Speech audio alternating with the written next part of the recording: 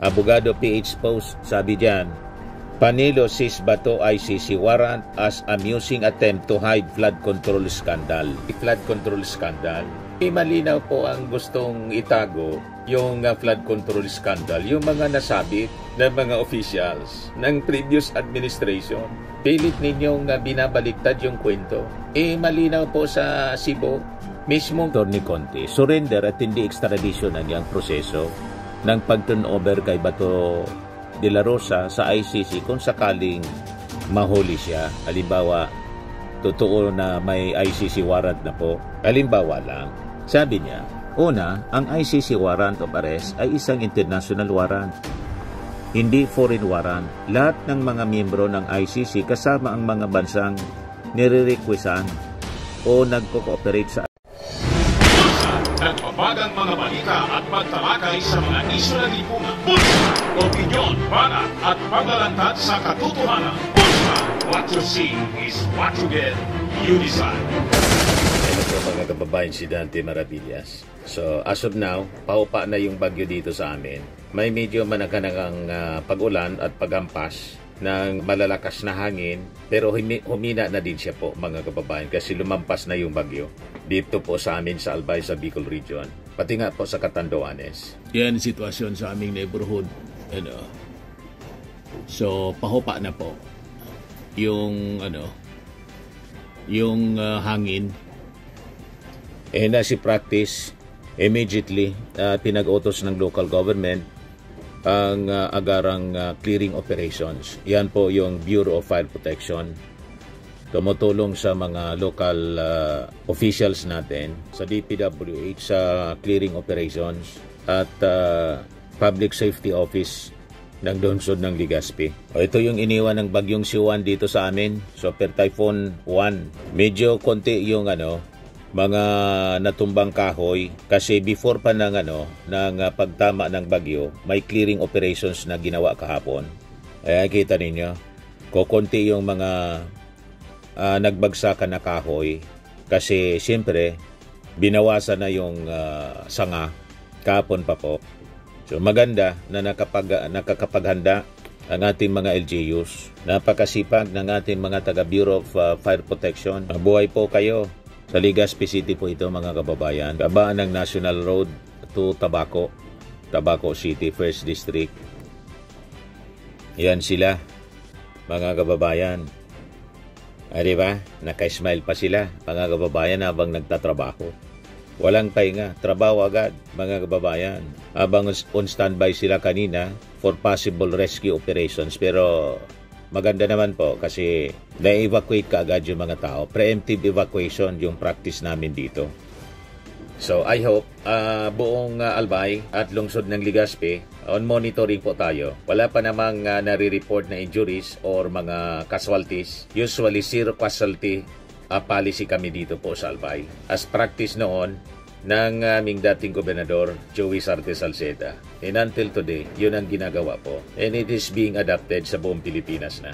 Ito sa Pulangi ngayon, on standby and fire truck, may tubig pa po, tubig baha. Yan 3rd District of Albay, Pulangi. Yan, kalsada po siya. Baha. Hindi pa umuhupa yung tubig baha po. Ito yung kanina sa sentro ng Legazpi City. Public market siya. So, mababaw yung baha, mga kababayan. Hindi masyadong malakas yung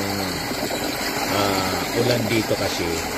At sa nagkataon, hindi naman po high tide. Kaya medyo mababaw yung tubig baha. Pero laging binabaha po siya. Yan na lugar na yan hanggang tuhod.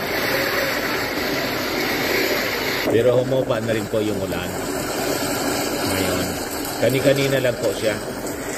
Kuha ni Kapantawan, Punong Barangay Ericsin Brizuela yung video po. Yan, kaibigan natin, Punong Barangay. Yung ibang mga tao naglabasa na kasi humupa na rin po yung hangin. So ito yung Legazpi City, mga kababayan, sentro. Ayala Malls ito. Ito yung Ayala Malls. Legazpi City Public Market. Ito yung sentro ng Pulangi Albay sa 3rd District kanina. So matubig pa talaga kahit sa sentro. Mataas pa yung tubig baha. Kasi yung malapit sa Kamsor, itong Pulangi, malapit dyan yung bagyo na tumama sa Catanduanes.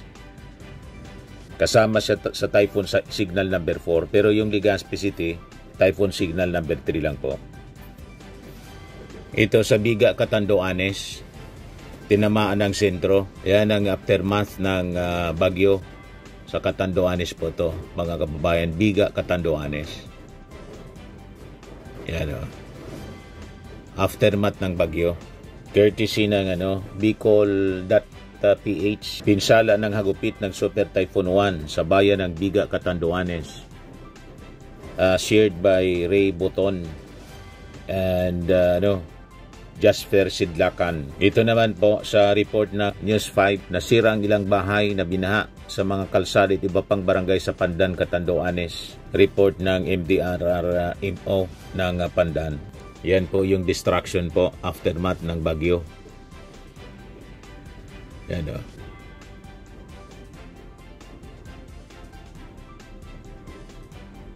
So marami din mga maliliit na kabahayan, mga bahay yung nasira. So sanay na kami dito sa bagyo. Kaya immediately pag humupa yung hangin at sa kaulan, clearing operation agad yun aming ginagawa. So mga initial reports pa lang yan mga kababayan.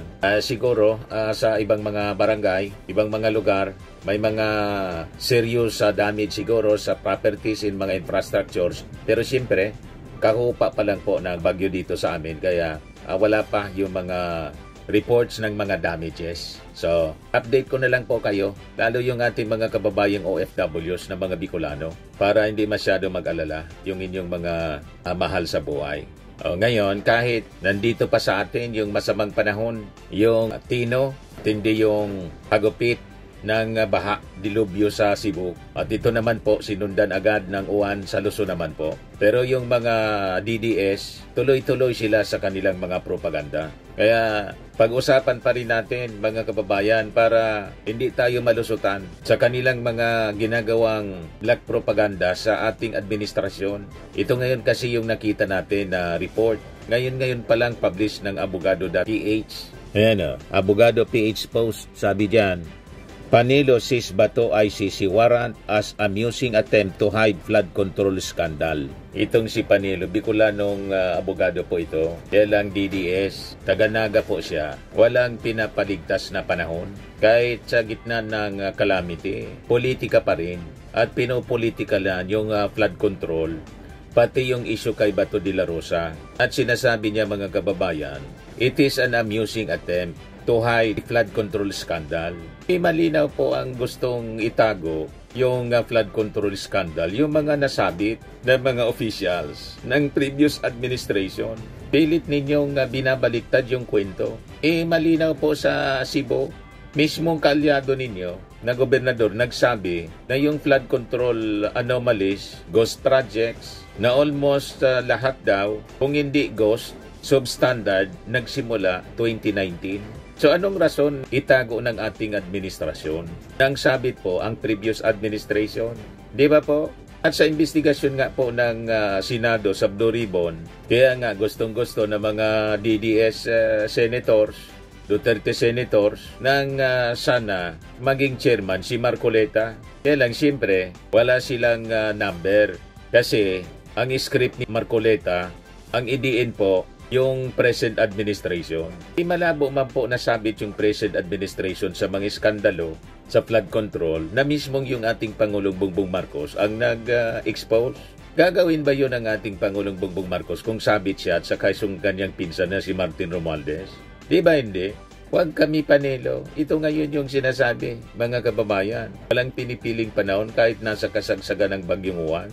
Ang malinaw Panelo na tinatago, yung witness ni Marcoleta, si Gutesa, only Gutesa, na malamang sa malamang hindi na po magpakita kahit mag-resume pa yung investigation ng Senate Blue Ribbon Committee at iimbita ni Ping Lacson. Malabo na yun na magpakita kasi booking na yung kanilang script, mga kababayan. Si Orly Gutesa ang ipinakilala mismo ni Marcoleta sa Senate hearing na may mabibigat na paratang laban kay Martin Romualdez na nag-deliver daw siya ng mali-malitang pera, bilyon, nag-submit ng notarized affidavit. Pero, as you know, nang i-verify ng NBI, pati ng Manila RTC, na pag-alaman fake yung notaryo. Mismong yung abogado na tinukoy ni Gutesa na nagnotaryo ang nagsabi, hindi daw siyang nagnotaryo. You see? Ngayon, alam ito ng mga abogado, alam din ito ni Panelo. Kasi si Panelo abogado. At sigurado alam ni Marcoleta kasi abogado din siya. Alam ko nga, kahit hindi ako abogado, nabasa ko na-research ko, nasa ilalim mga kababayan ng Revised Penal Code. Article 171 to 172, sinasabi, mga kababayan, ng sino mang nagsumite o magsumite ng falsipikadong dokumento, pwede silang kasuhan ng falsification of public documents. At ang nagpapatotoo sa ilalim ng kasinungalingan, malinaw po na isa perjury. Nasusulat siya sa Article 183. Familiar siyempre nito si Panelo, si Marcoleta. Ngayon, kung alam ni Marcoleta na questionable yung dokumento, yung affidavit, na mas na familiar siya kaysa kay Gutesa, kung alam niyang questionable, ang tanong ngayon mga kababayan, bakit ginamit pa niya ito sa hearing ng Senado? Siya pa yung nagpilit, siya pa yung nag-coach. Basahin mo lang niya yung script, yung affidavit, paragraph 20. So bakit niya ito ginamit? Posible po ang sagot.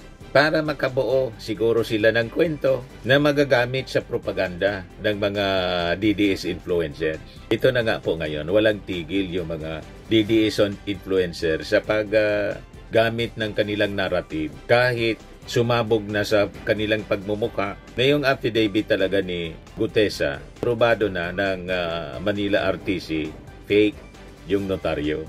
Nakita ninyo? Sabi ni hindi man abogado si Ping Lacson, mas magaling pa po si Ping Lacson kaysa dito sa mga abogado ng kampo ng Duterte. Sabi ni falsity in one is falsity in everything.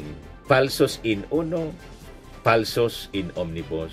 Tapos biglang nawala na lang si Gutesa. Sunod na kwento sa pa-interview ni Marcoleta sa Billionaire News, pati si Mike Defensor, nasa protection daw ng Marines. Sinupalpal sila ng Marines. Laman na niya dito sa amin. Tapos ngayon, ang sasabihin ni Atty. Panelo, yung issue kay Bato de la Rosa, na ang sabi, may nilabas ng ICC warrant. Sabi ni Rimulya, yung ICC, naglabas na daw niya na ICC warrant kay Bato. Paraan daw ito para itago yung flood control scandal. Ang malinaw na itinago po si Gutesa para hindi mabuking yung flood control scandal. Di ba? So makikita ninyo yung mga palusot nila. Ngayon, sabi pa ni Marcoleta, si Gutesa, malamang nasa Chile na daw si Gutesa. Pero sabi naman ni Bato, nasa Europe niya, kasama ni Saldico. Malinaw po na gumagawa sila ng palusot para hindi maka-attend. Paano napunta doon? Pero kung totoo itong kwento nila, yung kwento nila mga kababayan, totoo. Itong sinasabi ni Marcoleta at saka ni Bato. Paano nangyari? Nang isang taong maraming pending testimonies at ebidensya kuno laban sa kanya kay Saldico, bakit kasama niya? Di ba nagkabulbul na yung kwento? Kung si Gutesa, mga kababayan, ay witness na laban kay Speaker Martin Romualdez, at ngayon sinasabi nila kasama ni Saldico, so malinaw mga kababayan ang motibo. Ilayo ang atensyon sa mga tunay na may kaso at ibaling ang isyo sa mga kalaban nila sa politika. Di ba? So lumalabas, this is not just coincidence, kundi coordination. Talaga planado ang script ng kwento. O ngayon, going back doon sa fake affidavit ni Gutesa, malinaw na sabit doon si Marcoleta kasi ginamit niya yung fake affidavit na iprinisenta sa investigasyon ng Senado. Siya yung gumamit Siya nagpresenta. You see? Ito mismo yung sabi ni Atty. Rico Domingo sa interview ng DCMM. Marcoleta may face admin criminal raps if Gutierrez's affidavit notarization forged. Proven na po, napatunayan na forged talaga. Admin and criminal raps, pwede siya makaso. Mismong abogado yung nagsabi. You see? Nakita na ninyo ang konsekwensya sa mga pinagagawa nila na gusto nilang i-divert yung kwento. Gusto nilang ituro si Martin Romualdez para pagtakpan yung mga sangkot ng mga kaalyado nilang mga politiko. You see, ganon katindi ito po. Tapos sasabihin ni Panelo, amusing attempt daw yung kwento sa ICC warrant ni Bato to hide flood control scandal. Malinaw yung kampo ng mga Duterte po, kampo ninyo ang may intensyon na i-hide ang flood control scandal. Kasi mismong sa pagtatanong ni Bato, inamin ni Diskaya na tumiba sa kontrata po public works sa flood control ang kanilang mga kumpanya mula 2016. At si Barry Cuatro, Governor ng Cebu, inamin po ay yung mga ghost flood control at substandard flood control projects sa Cebu. Kaya nangyari po yung dilubyo. Nangyari 2019. You see? Huwag kami Panelo. So makikita ninyo dito sa mga kwento nila kung ang mga ebidensya gawa-gawa, ang layunin po malinaw. Man din lang. Falsity in one is falsity in all. Wala pong magkakataka sa katotohanan. Ang katotohanan, inyo mang pagtakpan, lilitaw at lilitaw pa rin sa tamang panahon. Nothing concealed which shall not be revealed. Biblical siya or hidden which shall not be made known. Kaya gumawa-gawa pa kayo ng istorya. Sa paggawa-gawa ninyo ng istorya, ngayon nagkakabol-buhol ang inyong kwento. Nabobuko ang inyong mga kasinungalingan. Di ba po? O ngayon, si ICC lawyer Cristina Conti nag-react doon sa balita na kino-confirm pa ng DOJ kung totoo yung sinabi ni Remulla, Ombudsman Remulla, na may nilabas na daw na ICC warrant of arrest laban kay Bato de la Rosa. Although sabi ng Department of Foreign Affairs, yung Philippine Embassy sa Dahig nag-clarify na that they have not received any warrant of arrest or related documents from the ICC amid reports that an arrest warrant has been issued against Senator Ronald Bato de la Rosa. Yung ICC spokesman, si Fadi El Abdallah, clarifies that its pre-trial chamber still has only one criminal crime against humanity case involving Philippine President, involving the Philippines at present, kay Digong Paman lang daw. So wala pa yung kay Bato de la Rosa. Yan man niya, Mr. Maravillas, aga tingin mo, baka pinalitaw lang ni Boying Remulla para tingnan kung ano magiging reaksyon. Trial balon kung ano magiging reaksyon ni Bato de la Rosa at mga Duterte supporters. Pero malamang, mayroon na po. Kailang tinitingnan kung ano yung magiging reaksyon po, kung pwede nang iserve. Di ba po? Ngayon, dito tayo, mga kababayan, sa reaction ni Atty. Conti, ICC lawyer. By the way, pati pala si Kaufman, abogado ni Digong, nagsabi na wala pa man niya. So sabi po ni Atty. Conti, surrender at hindi extradition ang niyang proseso ng pag-turnover kay Bato de la Rosa sa ICC kung sakaling mahuli siya. Halimbawa, totoo na may ICC warrant na po. Halimbawa lang, sabi niya, una, ang ICC warrant of arrest ay isang international warrant, hindi foreign warrant. Lahat ng mga miyembro ng ICC kasama ang mga bansang nire-requestan o nagko-cooperate sa ICC ay obligadong kilalanin ang warrant sa kanilang teritoryo. May bisa ang isang international warrant sa lahat ng teritoryo na kikilalanin ito. Ito yung paglilinaw niya kasi yung mga DDS influencer sinasabi na kailangan na niyang extradition. Wala man niya tayong extradition treaty doon sa ICC. Hindi man po extradition ang kailangan kasi yung ICC hindi man bansa. Yan ang paglilinaw po niya, paglilinaw ni Atty. Conti. Pangalawa, ayon sa Rome Statute, ang mga mayor na hakbang sa pag-aresto ay i-issue ng ICC pre-trial chamber ang warrant of arrest.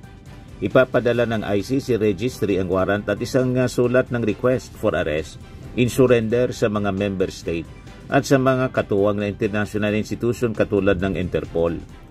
Tatanggapin ng bansa ang warrant at ihanda ang proseso ng pagtunton sa tao at ang pag-aresto sa kanya. aaristuhin ang subject ng warrant ng ayon sa proseso sa Pilipinas, mainly Rules of Court, Rule 113. Then, iarap ng member state ang nahuli sa competent judicial authority o lokal na korte. Rome Statute Article 59 siya. Kung kumpirmado ang identidad o identity ng tao at nagawa ang proseso, mari siyang isurrender sa ICC detention facility.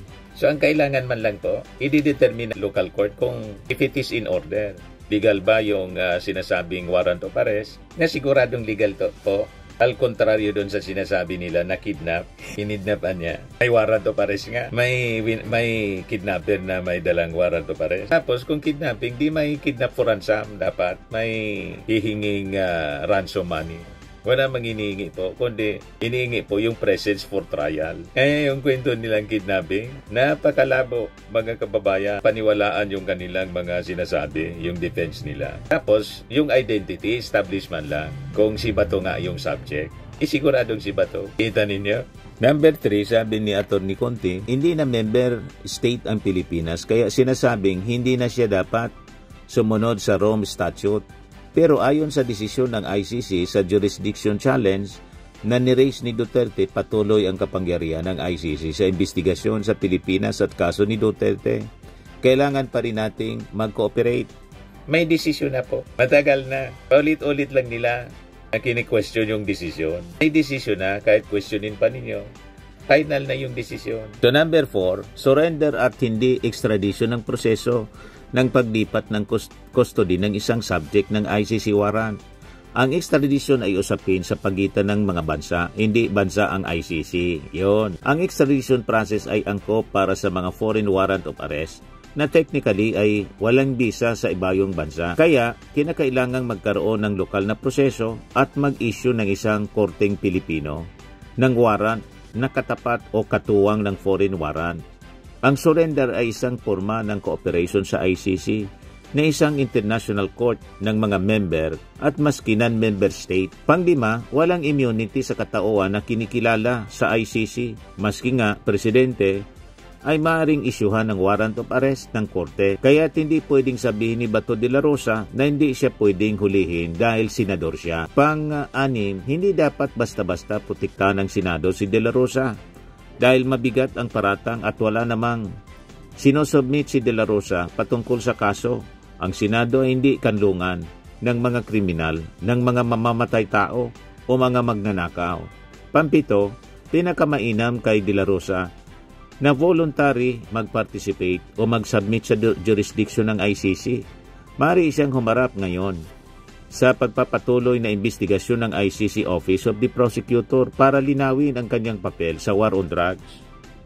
Ganon po, dapat mag-volunteer na siya na mag-submit sa ICC kung talagang naniniwala siya na wala silang kasalanan ni Digong. Di ba?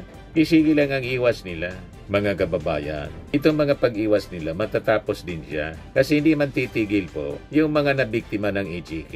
Naghanap sila ng hustisya para sa mga namatay na pamilya. Pasalamat sila may due process na binibigay sa kanila sa ICC. Pero yung mga biktima ng EJK po, lahat na po sila kaluluwa. You see, kaya walang karapatan silang magreklamo si Digong, si Bato at mga akusado ng crimes against humanity kasi sila binibigyan ng due process at tamang pagtrato.